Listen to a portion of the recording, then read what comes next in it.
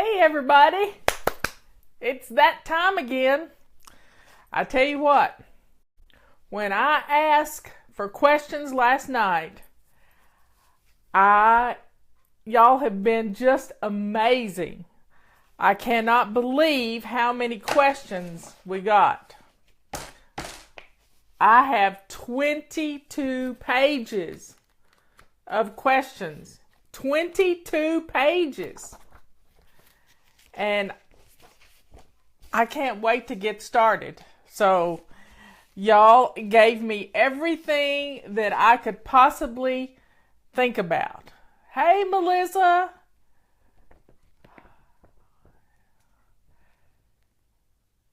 Okay, so I've been reading questions. Now, some of the questions are rather long, but you know, it kind of gives you insight into what's going on.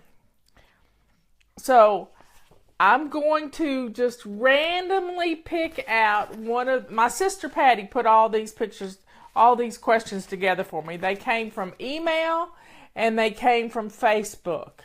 So, hey Judy from Spring City, I know where that is. My sister used to live there.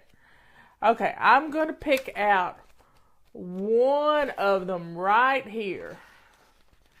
Love you too, Amanda. Okay, so I'm going to pick out one sheet. Yes, I have my Sharpie ready to check things off. We got people from all over, from Italy and Venice, Italy, and I think I saw Germany. I can't scroll back, but anyway, let me see if I can readjust this just a tad. That's better.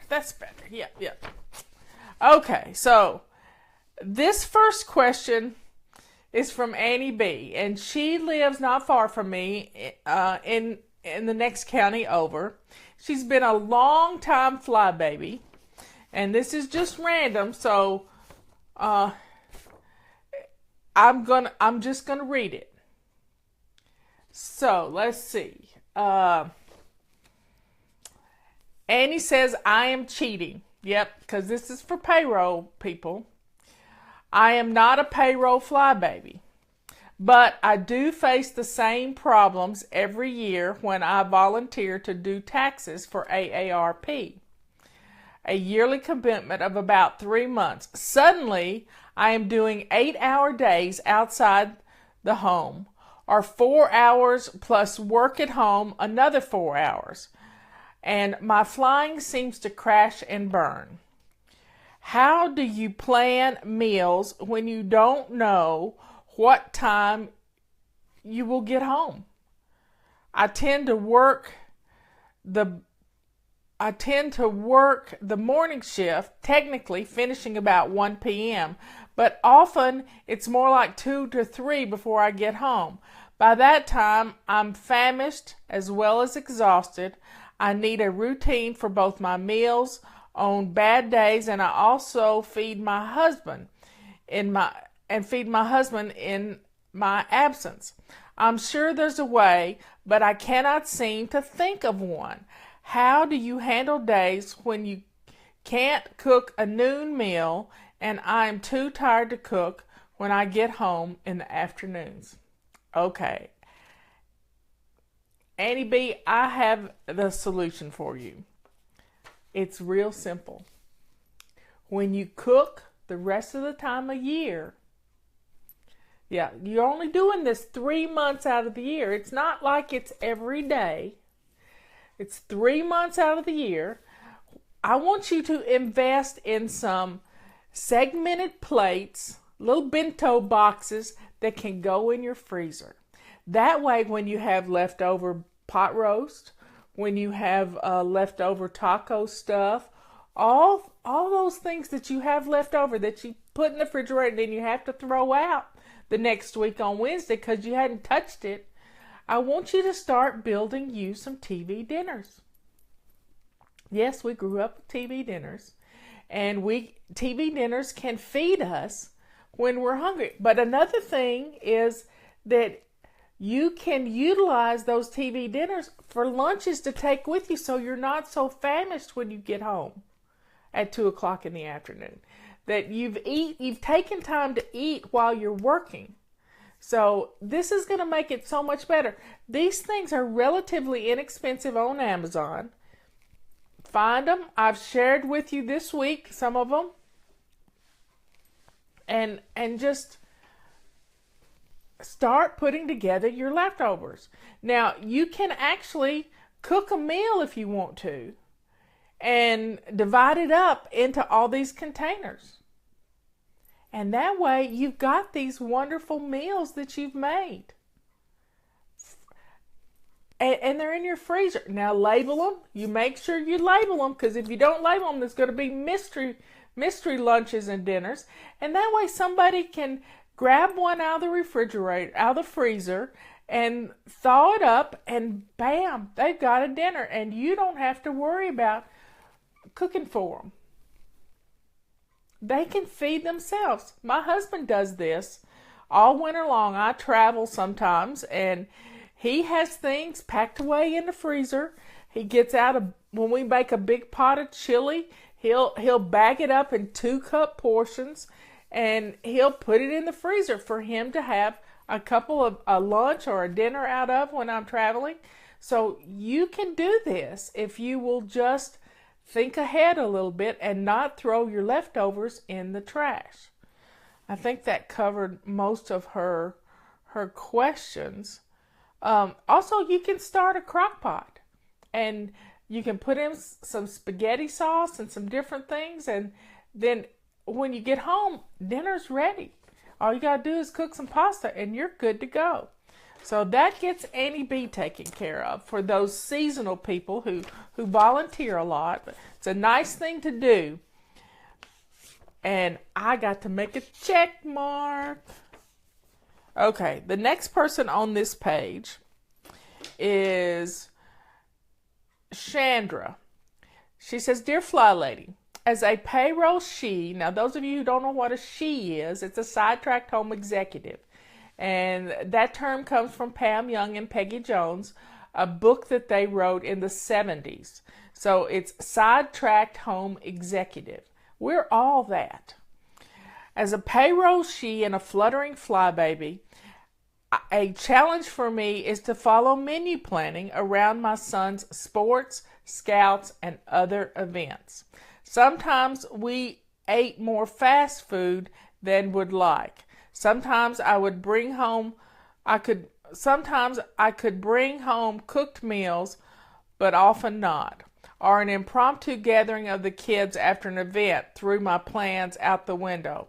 What advice would you have for other moms in this situation? My sport mom days are gone, but I know many still struggle. This is from California Flybaby. Well, the thing you have to realize is these kids need to eat. They're starving, especially if they're in all of these sports. And putting together wholesome snacks that you take with you so that they can graze, so to speak, and having things that can be cooked easily, like soups and sandwiches. There's nothing better after a sports day than a cup of soup and a grilled cheese sandwich. So you can make a pot of soup and have it ready to go. All you got to do, you can put it in a big pitcher, a tall pitcher that's sealable, and you take out 2 scoops and heat things up and make some grilled cheese sandwiches, and you can feed these kids pretty well. Now, having an assortment of soups is good. Leanne has a great soup recipe that you can add some different toppings to it to change the flavor from Italian to Mexican and that sort of thing. But the main thing is that you just have to get them some good snacks so that they're not so famished. Okay, I get to put another check mark. That's 21 pages left. Okay. I'm going to lay that right over here in my pile of stuff. I'm so excited. Okay, now, let's see. I'm not looking, because I haven't read any of these questions. This is the first time for me. I did read the very last question, but it was too cute. It had a picture with it. Okay, this is from Vanna, and she doesn't say where she's from. How do you break up routines to fit smaller chunks of time? Oh, this is brilliant. Smaller chunks of time. Okay, 2 minutes. 2 minutes. So let's just say you need to do your floors. You need to run the dust mop or the wet mop, either one. With our new mop and the chenille head, get it. You can use this thing wet and you can run it over your floors and then leave it out on the porch to dry, and quickie. It's a 2-minute quickie to do your floors. And they're done. They don't have to be perfect. You just have to get the middles. But she wants to know, how do you break up routines into smaller chunks of time? Well, I use a timer for this. And another thing you can do is to take your routine and put it into, hey Conda, put it into little strips of paper. 1, 2, 3, 4, 5, 6. 6 of them. Fold them up and put them in a bowl. I have a little owl bowl. Doesn't he look smart? Matches my shirt today. Fold them up and put them in here. See, you could have 1, 2, 3, 4, 5, 6. And then you pull one out. And you go do that one thing. Smaller limits of time. You're not thinking about it. And you're good to go. That's how you break it up. What happens to those of us who don't have a lot of time at one point together is that we tell ourselves we don't have time. But we do have 2 minutes. So set your timer for 2 minutes. 2 minutes. 2 minutes can do it. Set your timer for 2 minutes and just go do something on that list. Run your finger along your little morning routine list and just pick something. You don't have to want to do it, but you only got to do it for 2 minutes, so why not? See, the 2 minutes makes it doable. The 2 minutes makes it easy. The 2 minutes stops us from procrastinating. Now, I want to tell everybody, as I put in the little intro that I wrote before I went live, all of these tips work for any of you, whether you work outside the home or you are at home working and homeschooling. These tips are amazing and they will work for everybody, but you just got to do them. You can't just say, well, these are only for payroll FlyBabies.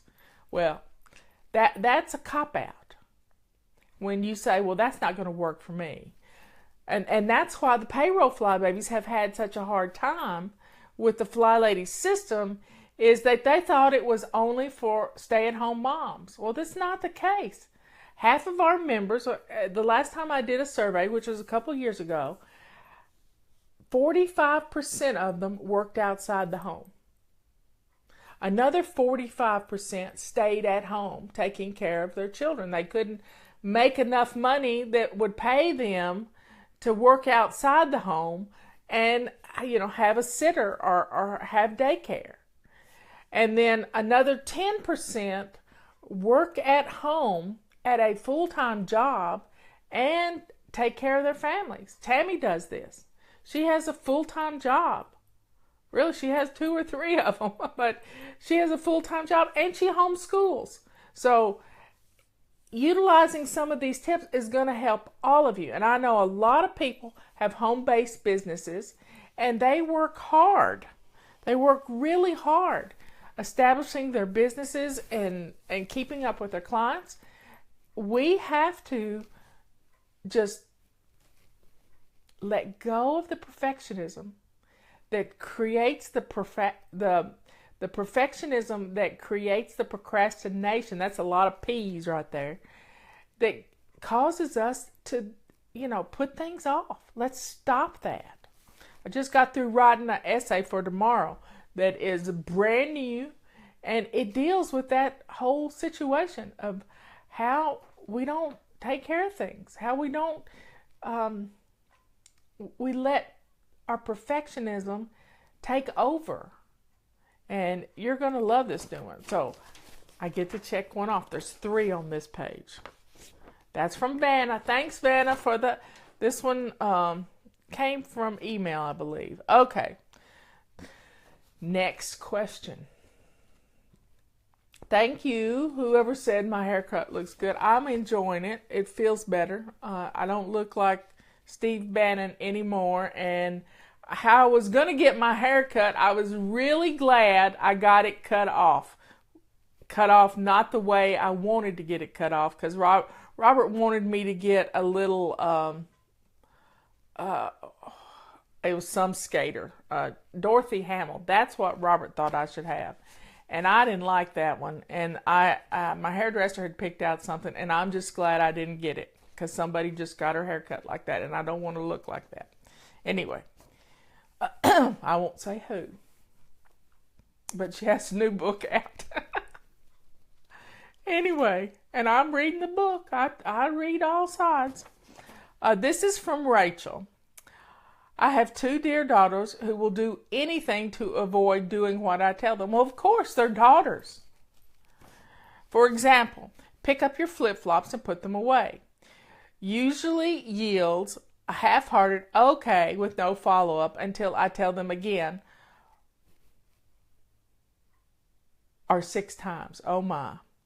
Then they will often just leave them on the floor instead of doing the going to put them away part. I'm exceedingly frustrated with their behavior. I refuse to do anything myself, but I'm having a very difficult time getting them to do just the basics of taking care of their own things. They are 10 and 13 years old. Any advice?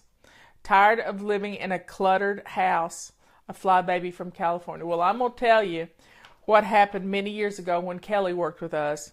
She had a 11-year-old daughter, and they had a rule that backpacks weren't supposed to stay in the living room. And she warned the kids. She just warned the kids that if she found their backpack in the living room, that it would be out on the front lawn. Well, the next time there was a little girl's backpack in the living room, it got put out on the front lawn. And guess what? She came looking for her backpack, and it wasn't there. And she came to her mom, Mom, I can't find my backpack. Where did I tell you I was going to put it? And yep, there it was out in the middle of the lawn, and it never happened again. Another thing that Pam and Peggy did once upon a time, the kids would leave their things out, and they would take them if they were able. Like, let's just say, for instance, flip-flops. They would put them in a pan of water and freeze them in the freezer. So you could stick them in a Ziploc bag with some water in there, and then when they started looking for their flip-flops, you'd say, oh, I put those in the freezer. They were left out on the floor. You will get their attention, and it won't happen again, because they'll have to thaw them out to wear them. So that's one way. And if you'll set a timer and everybody do it together, like everybody pick up and put their stuff away. So set a timer for 2 minutes. Give everybody a grocery bag or a box or you name it, a tote bag. I don't care. Everybody gets their own little bag, and they run around the house. And tell them they only have to do it for 2 minutes. And really, it only takes 1 minute to run around the house and pick up this stuff. And try it. It could be fun. And you get some stuff put away, and your house is going to look nice. Hot spots are going to be empty. The shoes are going to be in the bedrooms where they belong. Bam. I like to do this. Okay, this is from Cindy. She doesn't say, she said she's in North Carolina. Cindy says, this is good practice for me. I'm not real good at reading out loud. So reading the whole question, and some of them can get long. I got one that's one whole page. A couple of things that I struggle with as a payroll flybaby is how jealous I feel toward my friends and family who do not have to go to a job every day. I feel like I give my workplace 40 hours a week of the best of myself, and then I am too tired to give my husband and dear daughter the time and energy they deserve from me. I know I need to be good to myself, and I know to do baby steps with my routines and decluttering, but I see my friends who do not work outside the home with their beautiful, neat homes, doing fun things with their families, doing big vacations, and I have a pity party as I get my clothes ready for work the next day. I know I am blessed to have a job, and I have such a great family. I just needed to vent and say, please help me with my stinking thinking. Well, you've already called it. It's stinking thinking. You don't know their situation at home. You have no idea what's going on there. And for you to make yours be equal or unequal or whatever it is, we're not supposed to be envious of another person. That's just wrong. And you've got to be thankful that they're able to stay home. You would stay home in a heartbeat if you could. But you have a career. This is something you've chosen to do with your life. And you can do this if you'll quit thinking the grass is greener on the other side, because it may not be. You don't know what that family's going through. So you've got to take care of your little home, and you got to start pacing yourself. At work, quit rushing around. You're living on adrenaline, and that adrenaline just wears you out. It's like running at a pedal to the metal, 90 miles an hour. You got to pace yourself. You got to pace yourself and not give it all at the office. I know you give a lot at the office, but you don't have to be so exhausted when you get home. So learn to take breaks at work too. OSHA tells employers that you need a 10 o'clock break and a 3 o'clock break if you're working 8 hours a day. So take your breaks, enjoy them. Replenish your batteries during the day. Sometimes you just need to breathe. Just breathe a little. Sit at your desk and just breathe and close your eyes. And that's going to help you not be so exhausted. But let go of that stinking thinking when it comes to your friends and family. Because just because they stay home doesn't mean that they have more time than you. Because they have other friends like you who think that they have all the time in the world. And that's not the case. They could be homeschooling, which is working a good many hours a week teaching your children. So let go of that attitude and be thankful, which you are being thankful. But you've vented, and that's good. But stop it. You vented one time. Don't keep egging it on, and don't keep stirring that pot of you-know-what, because it's not worth it. It's not worth it. And your salary provides for your family. So be thankful that you have a job. A lot of people don't. Okay, that's 3 more down. Got to put my cap back on my pen. Okay, here we go. I should have numbered and let y'all pick a number. Maybe I'll do that next week, because we ain't going to get through all of these. We are not going to get through all of these. I bring the papers up and it changes the color. Okay, here's another one. Another one bites the dust. Okay, this is from Rochelle. How do I fly as a substitute teacher and part work from home mom who has all kinds of ideas to make stuff and possibly sell, but can't stand to organize the hot spots around the house already? We're in a new area and I'm still unpacking stuff in the garage and my closet. Yikes, I'm in 3 places at once and totally burnt out. Signed, Mom of 3 busy tweens and teens and an energetic cat. P.S. My husband is only in 1 place at a time. Thank God he pays the bills. I know that for a fact.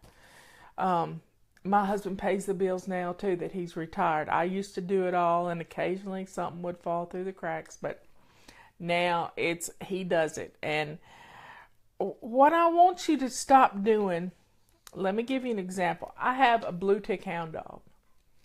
And this hound dog has a nose like you wouldn't believe. But if he went out chasing 3 rabbits instead of just 1, he wouldn't catch any of them.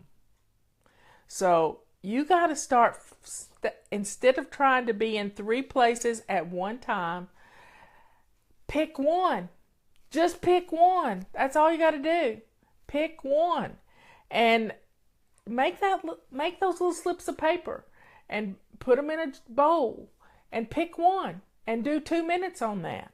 You can get rid of hot spots. I mean, we used to call them 2-minute hot spot challenges. And you can get rid of a lot of hot spots if you do it every day. If you do it morning, noon, and night. Those hot spots can go away. And, setting your timer, and if you want to play around with making some stuff, you can. But if your craft room or your craft area is so junked up, spend 2 minutes, morning, noon, and night, getting this craft area in order so you can make some things. And your closet's the same way. Unpacking, breathe. You got lots of unpacking to do, but that stuff's in the garage. Bring 1 box in a day. I have a friend who's in the Dallas area, and she made herself a little chart. And Monica did such a great job, but Tammy helped her. Tammy mentors her, and she made dates. She put the dates on a sheet of paper, and then she put boxes. And her goal was 27 boxes in the next couple of weeks. So every time she gets a box unpacked, put away, and stuff decluttered, she's marking that box off. What a great way to keep up, to be consistent. See, it's the consistency of unpacking a box and decluttering as you do it that's going to change the way you feel about that piling up on you. And the closet in your bedroom, we get around to that every week. It's next week, by the way. We're going to be in our master bedroom. This week we're in our main bathroom. Next week we're in the master bedroom. That means our closet and our master bathroom is going to get worked on, and our beds. So stop spreading yourself too thin. 1 item at a time. 1 area at a time. And just make your little morning routine, afternoon routine, and before bed routine. That's all you got to do. And just go down it 1 step at a time. Okay, this is from Wendy. Wendy, I have a bit of a different but becoming more common lifestyle. I'm a stay-at-home, homeschooling mother of 4.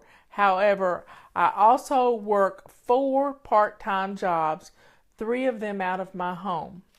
So I am a payroll FlyBaby, but I'm also at home with my kids, and my kids are at home all day instead of at someone else's daycare or schooling, making messes there.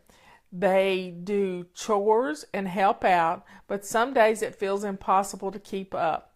What tips do you have for those of us stay-at-home moms who also work on a payroll from home. Maybe we can't have it all. Well, not flying but trying. Well, trying, you're not flying. Trying is lying. You got to do. I think, wasn't it Yoda who said, it's somebody find the quote for me, that about try and do, so Yoda, long time ago. It may have been somebody else who said, I don't know, but the main thing you got to keep up with, you have 4 part-time jobs. You got to touch on those every single day, but your main job is homeschooling those kids. That comes first. If you have chosen to homeschool, you need to be all in with that. So you get up in the morning, you get dressed to lace up shoes. The kids get dressed to lace up shoes just like they're going to public school. And you start school at the same time every day. You hear me? Same time every day. And that way, while the kids are doing their work, you get them started. They need... Tammy always starts with math with the kids. They need a fresh brain for that. But before you start school, everybody has their things they have to do. At Tammy's house, they have to feed the animals and different things outside.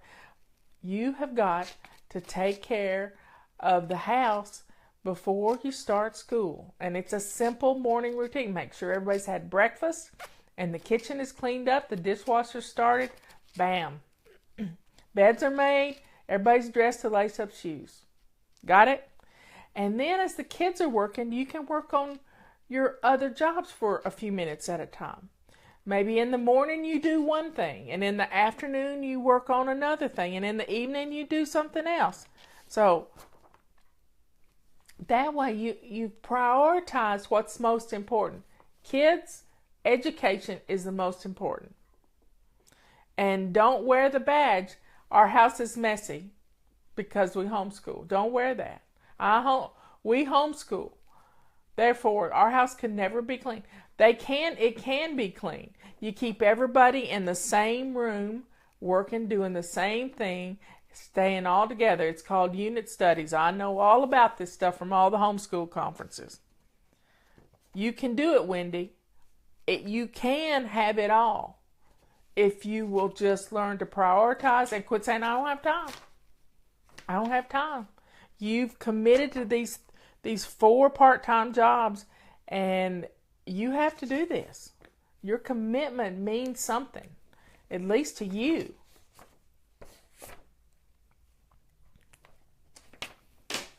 You might want to work on a basic weekly plan for your jobs too.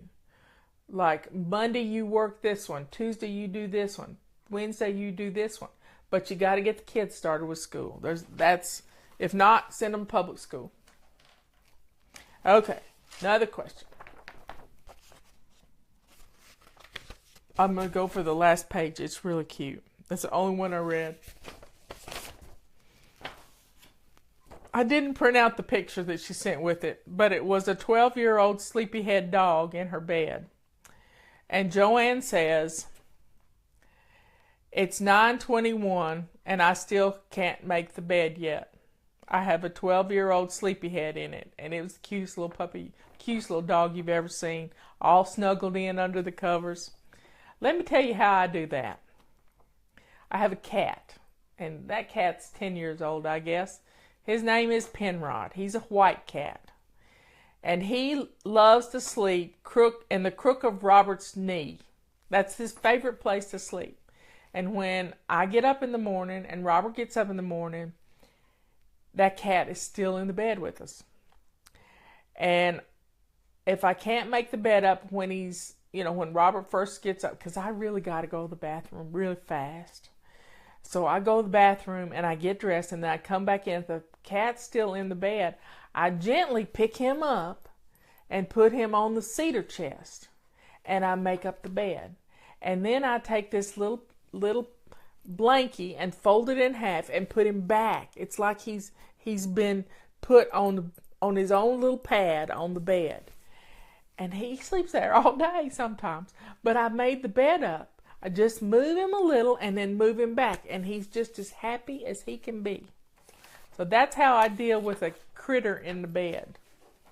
You make him his own bed and make him feel good. Okay, thanks, Joanne. That was a good question. Because some of us who go off to work have to deal with husbands left in the bed.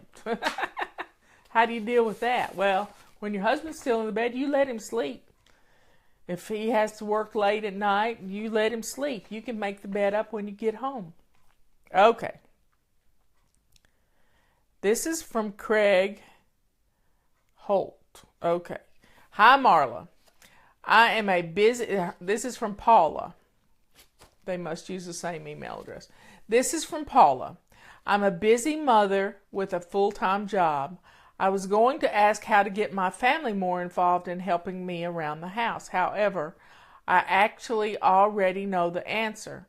I have noticed now that I am actively doing my daily routines and keeping the house up. Family members have noticed. My son told me recently that he likes the house like this. Oh, wow, I'm going to cry. And wanted to know what he could do to help. Where's my hanky? My daughter and husband are doing more than before too. Thank you so much for the changes you've helped make in my home and in me. Forever grateful, Paula. That's worth the whole show right there. Because if you set the example in love, they're going to follow you.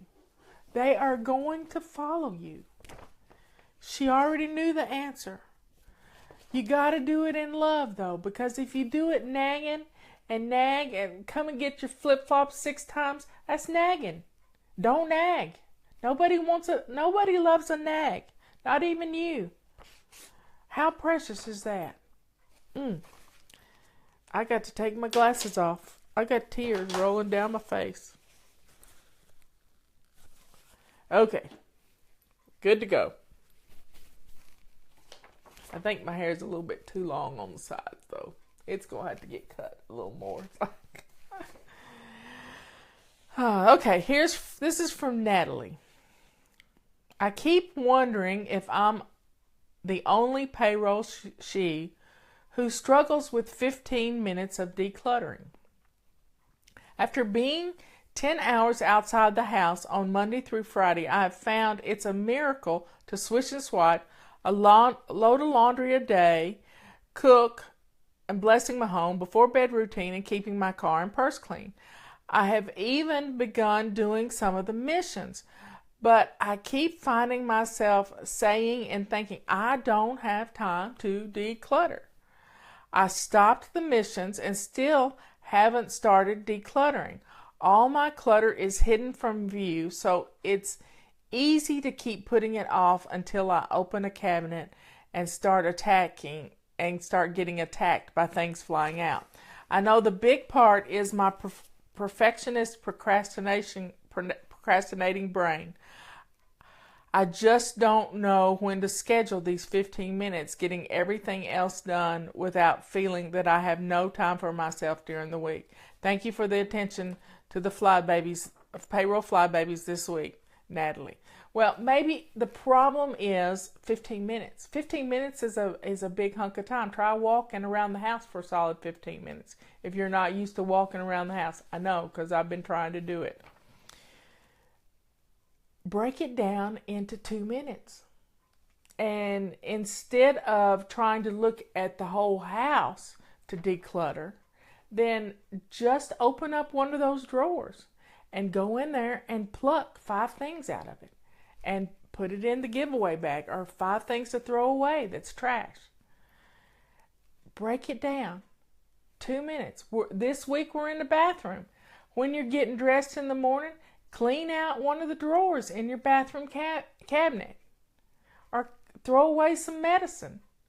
That's decluttering. It doesn't have to be an all-day job or even 15 minutes. It just has to be 2 minutes. 2 minutes can make, That's 2 minutes to peace. 2 minutes of decluttering is going to save you so much time of picking up and putting it back in that cabinet when it fell out and attacked you. So the next time everything falls out of the cabinet, it's saying to you, declutter me. And declutter it right then. That's a do it now principle. I did an interview the other day with Realtor.com, and it was so cute. She sent the message. I said, call me. Gave her my phone number. She called me immediately. I said, I already like you. You do the do it now principle. Let that attacking plasticware falling out of the cabinet door teach you that it's time to declutter.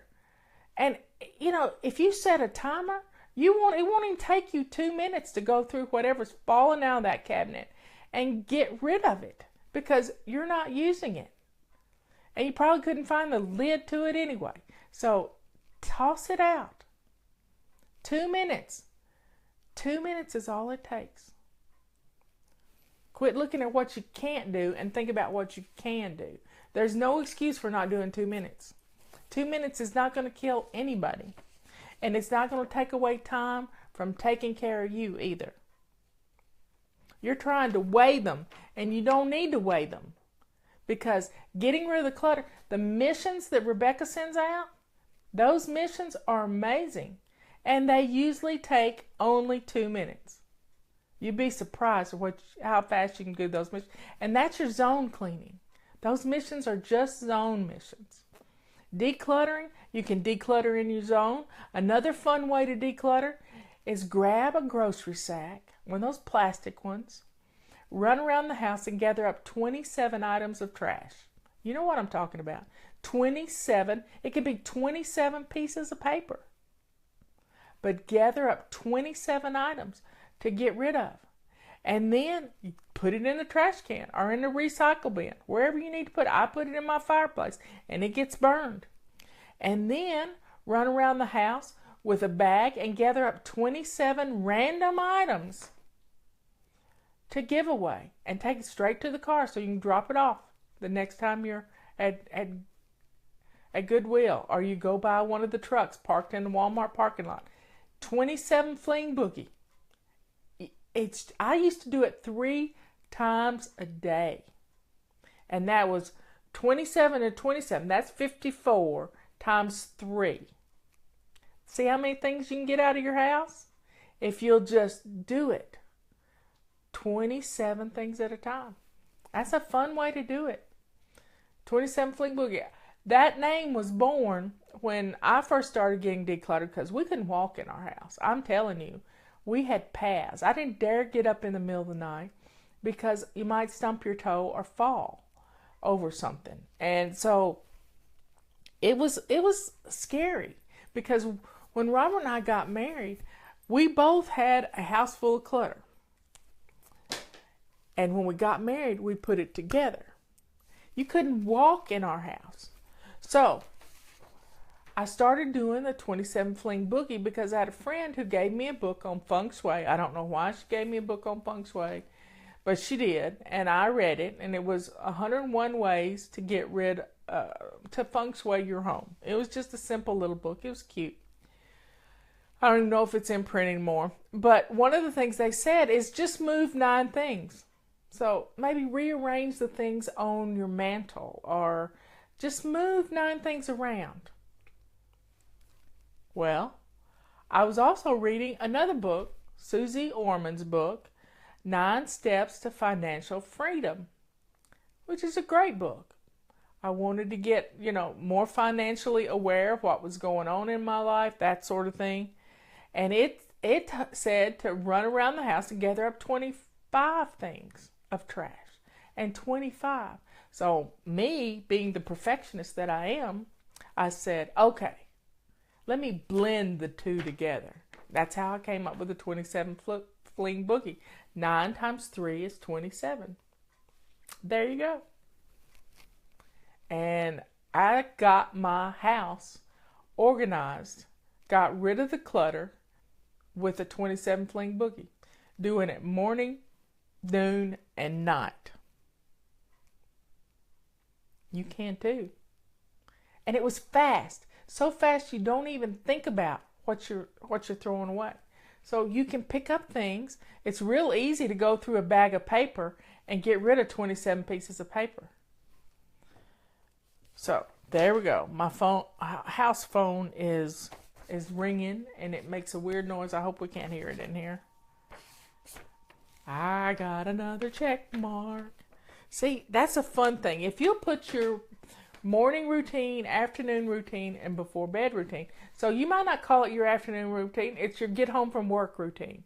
So maybe you need to get out of your dress clothes and put on some casual clothes.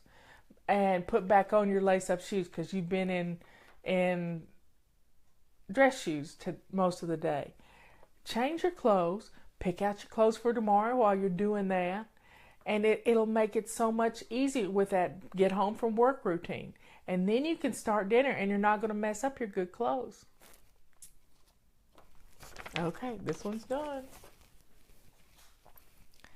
Okay, we've done 4 pages, so I still got 18 left. What's 9 times 3? 9 times 3 is 27. That's how the 27th Fling Bookie was born. Okay. I got 2 more questions. Y'all were good.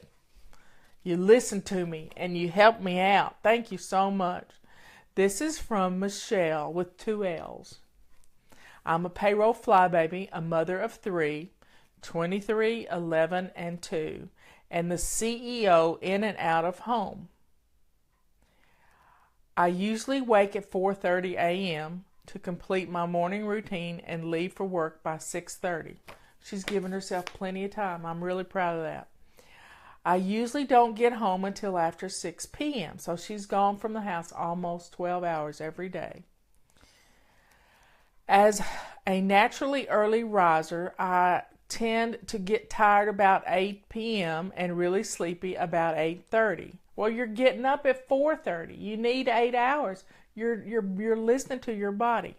How can I cook dinner and complete my evening routine with only 2 hours to cook and eat and get myself and the children ready for bed?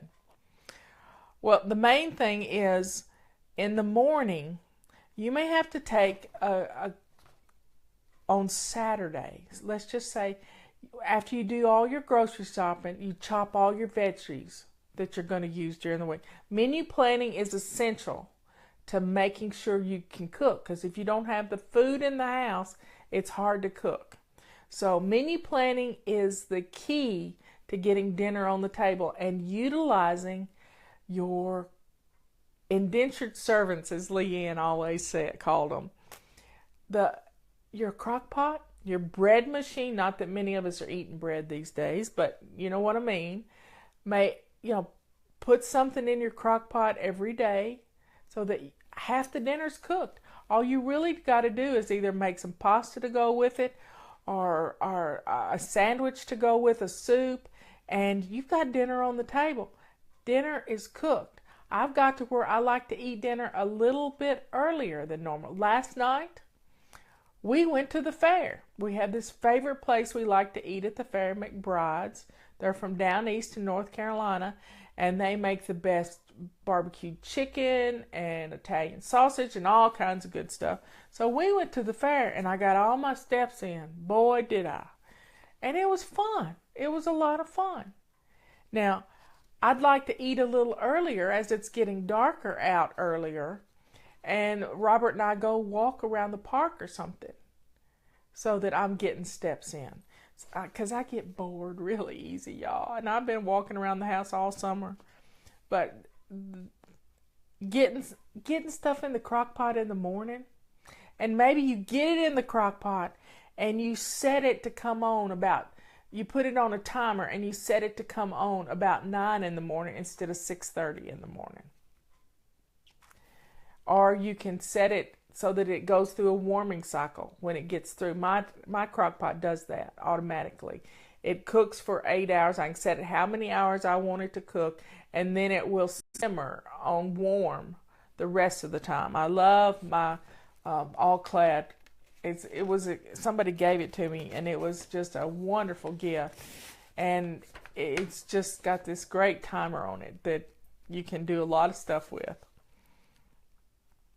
Okay, I hope that helps you. You're doing well by going to bed at 8:30, Michelle. That's really good. Or 9 o'clock. That's really good that you're getting your 8 hours, because you have to get up at 4:30 to get out of the house. But as soon as you get up in the morning, get dressed.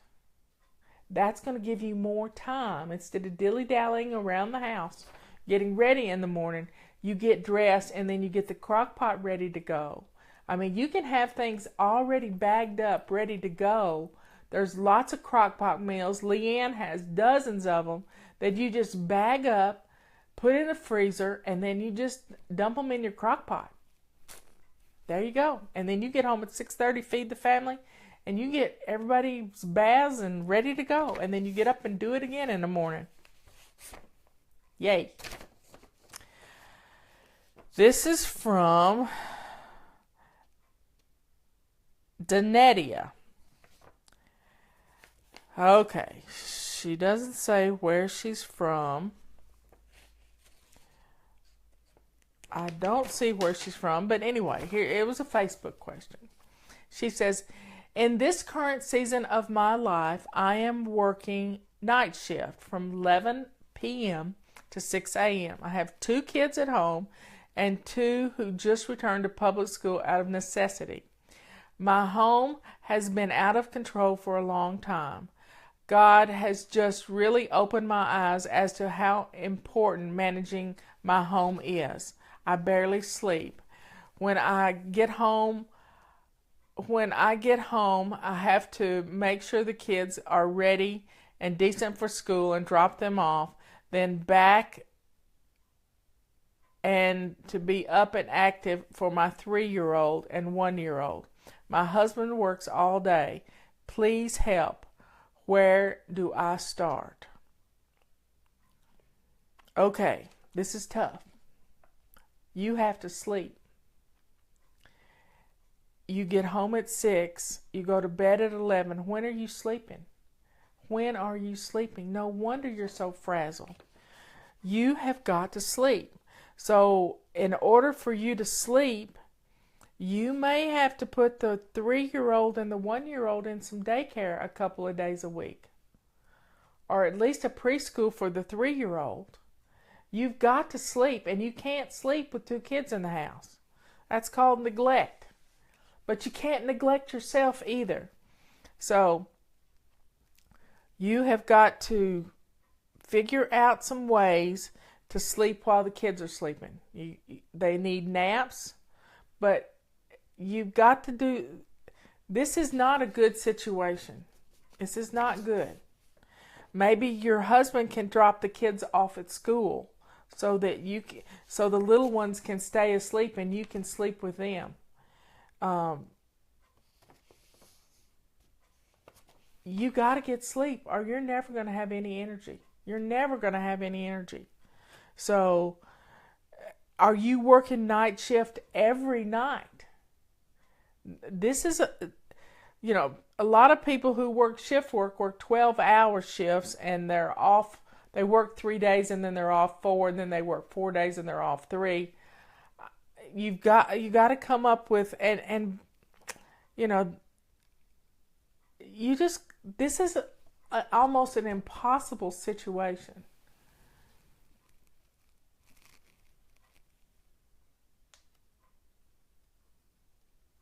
My phone is telling me I'm about out of power, but I'm going to see if I can get another question or 2 in the next 5 minutes.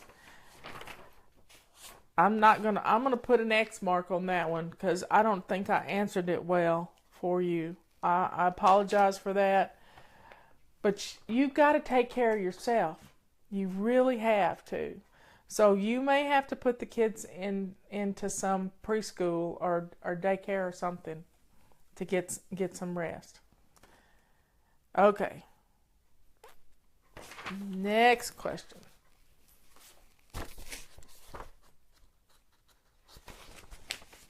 Okay, let's see what we got here. This is from Darlene. She says, this is a Facebook question. She says, I'm a claims adjuster and work long hours. I have the best housekeeper ever that had to retire because of her health, and now I struggle to find the time to brush my teeth, much less clean my house. My question is, are we to clean 15 minutes multiple times a day or just once? I am struggling to find time to even read the email. Overwhelmed in Texas. Well, Darlene, the main thing you have to do, you're just putting out fires, one fire after another. And I know what it's like to lose a housekeeper. A few years ago, I had this wonderful lady who needed work, and I really didn't need a housekeeper, but one day a week, I would pay her to come in and do my weekly home blessing hour. That's it. But she got a much better job. They had been struggling for a while. She got a much better job, and I really didn't need her because I can do my own housekeeping. And a lot of people think because they work, they can afford a housekeeper. But when you look at it, affording the housekeeper is just, you're spending money that you can do. You really can do this. Now, if you will start getting up and getting dressed to lace up shoes way before you have to leave the house. A lot of times we drag around because we have plenty of time. That's what we tell ourselves. I got another hour and a half before I have to leave. Why do I need to get dressed? Get up and get dressed with a purpose. Because when you're dressed to lace up shoes, you can get some stuff done in your house. Believe me, it only takes 2 minutes to do your floors. 2 minutes. 2 minutes to dust your house if you use a feather duster. 2 minutes. That's all it takes. And you'll get so much stuff done in the morning. I'm a morning person. Well, I'm a night person too, but I used to be I would get up at 15 minutes till 6, the rest 6 when I was working outside the home. And I would get up sometimes I'd get up at 5:30. If I was going to bake a cake, because my family liked cake for breakfast, and I gave them cake for breakfast. Sometimes I made homemade biscuits and country ham, but I got up and I made something for them to eat in the morning, homemade. But I didn't get dressed to lace up shoes until after my husband left for school. I would get dressed then. If I had been getting up and getting dressed in that 15-minute time, I would have been ready to go. I mean, amazing things could have gotten done in that house. So let me go to I lost my place. Anyway, so getting up and getting dressed before you have to leave. First thing focused. You're going to find more times. And your morning routine gets the daily maintenance done. If you're doing weekly home blessing, one thing a day, that's 10 minutes at the most. But I can sometimes do 2-minute weekly home blessings and get it done in 15 minutes. Bam. 15 minutes, a weekly home blessing. It's called Hit a Lick a Snake, Do What I Can, and bam, it is really getting done. So don't get caught up in the 15 minutes.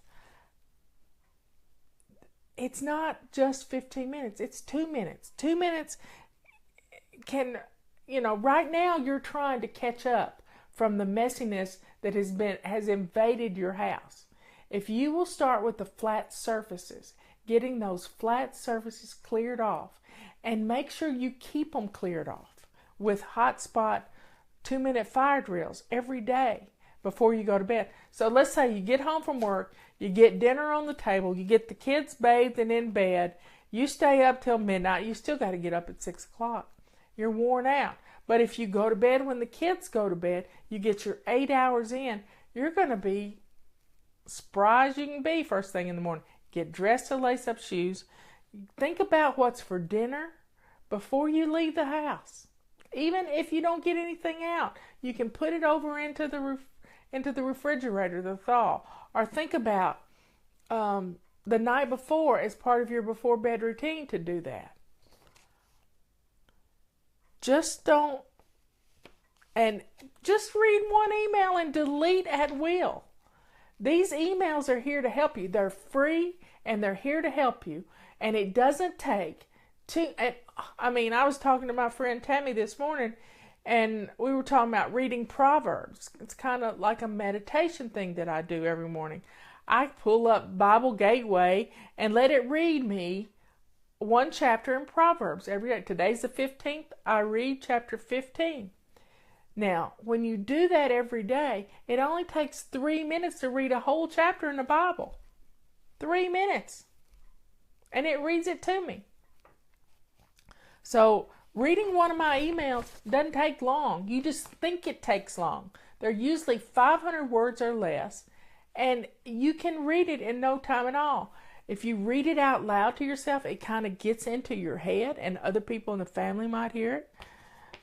It's changing the way you think, because right now you're all negative about everything. I don't have time. I can't do that. I can't read your emails. Blah, blah, blah, blah, blah. It's all whining, and you got to stop it. Because when you stop the whining, you get more respect from your family. When you stop the nagging, you get more respect from your family. I know I'm on a soapbox here, but I want you to have some peace in your home. And the only way you can do that is to get up off your butt and do 2 minutes. 2 minutes. Because you come in from work and you plop down. Some of you are trying to spout out orders. I know, because I lived with this when I was a kid. Mother would spout all these orders. She was a perfectionist. And if we didn't do it her way, we had to do it over again. I've no telling how many times I had to clean the bathroom because it wasn't a suitor. But swish and swipe every day keeps it looking pretty decent. You can do this. You really can. Those of you who works outside the home. You just got to quit whining that it's not going to work for you. Because as my granny said, can't never could do anything. And if you think that you can't do it, you won't be able to do it. But if you think you can, you will.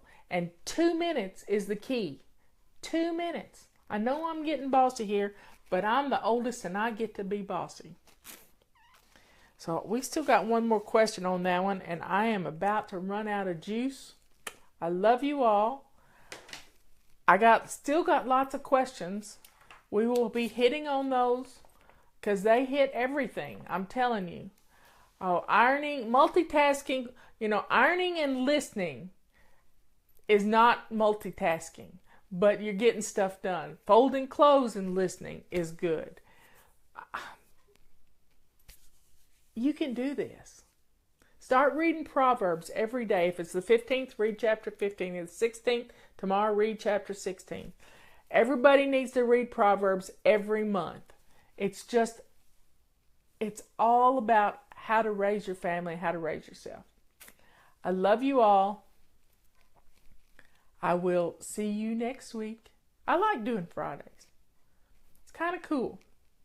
Yesterday we had a lot of fun at the fair though. So if you live in North Carolina and Western North Carolina, go to the fair. It's really good this year. I love you all. You can do this. I know you can. For those of you on Facebook who aren't on Facebook, I'm going to put I don't know why I'm telling you this. This is silly. I'm silly. So I'm going to be putting it up on Facebook, and it's going to be on Facebook, our website, and on YouTube. See you later.